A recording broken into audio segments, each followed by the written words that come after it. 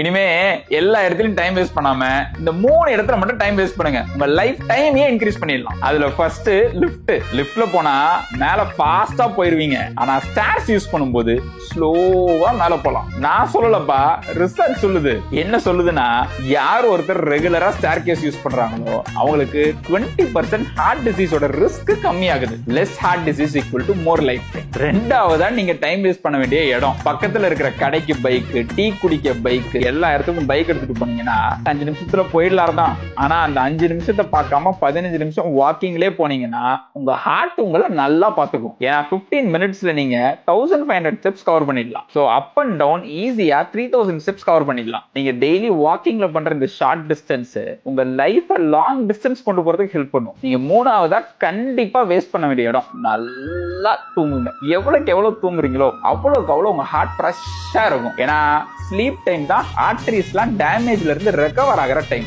இந்த ஸ்லீப் டைமை ரீல்ஸ்ல இன்வெஸ்ட் பண்ணாம பெட்ல 7 to 8 ஹவர்ஸ் இன்வெஸ்ட் பண்ணீங்கன்னா உங்க லைஃப் டைம் நல்லா இருக்கும். உங்க ஃப்ரெண்ட்ஸ் யாருக்காச்சும் எப்படி டைம் வேஸ்ட் பண்ணணும் தெரியாம பண்ணிட்டு இருந்தாங்கன்னா அவங்களுக்கு இந்த ரீல் அனுப்புங்க. இப்படிதான் டைம் வேஸ்ட் பண்ணணும்னு சொல்லுங்க.